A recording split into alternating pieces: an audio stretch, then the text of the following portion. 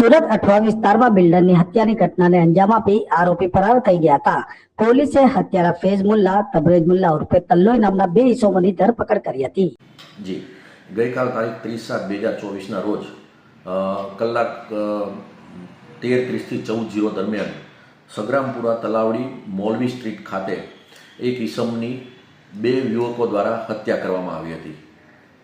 મરણ જનાર જે છે એ મોહમ્મદ આરિફ કુરેશી નાઓ, જે બિલ્ડરનો જેમની ઉંમર 55 વર્ષની હતી અને જે વ્યવસાય બિલ્ડર તરીકે કામ કરતા હતા.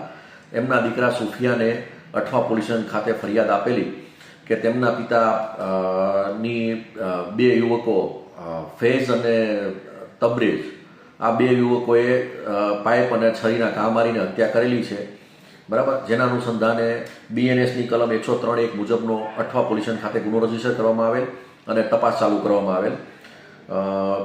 ફરિયાદમાં સુફિયાને જણાવેલ કે એમના પિતાએ આશુતોષ હોસ્પિટલ સગ્રામપુરા ખાતેની સામેની બાજુએ એક જમીન રાખેલી, જે જમીનના બાંધકામ કરવા બાબતે પૈસાની લેતી દેતી બાબતે આ લોકો પૈસા માંગતા હતા એમની પાસે, સામાવાળા, અને એ પૈસા નહોતા આપતા, એના કારણે થઈને એમની હત્યા થઈ એવું એમણે ફરિયાદમાં જણાવેલ છે.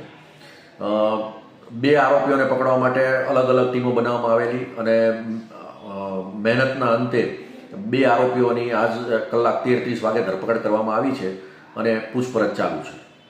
સર, શું નામ છે આરોપીઓના અને કઈ રીતે આખી ઘટનાને અંજામ આપ્યો હતો એમને?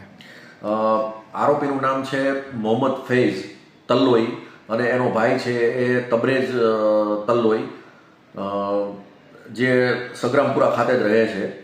અને મોહમ્મદ ફૈઝનું કહેવું એવું છે કે જે મરણ જનાર આસિફ છે, આરિફ, એણે એના વિરુદ્ધમાં લાલગેટ પોલીસ સ્ટેશનમાં 384ની ખંડણીની ખોટી ફરિયાદો દાખલ કરાવેલી, તેમજ અઠવા પોલીસ સ્ટેશન ખાતે અમારા વિરુદ્ધમાં ખોટી અરજીઓ કરતો હોય, જેના અનુસંધાને અમે એને મારેલ છે.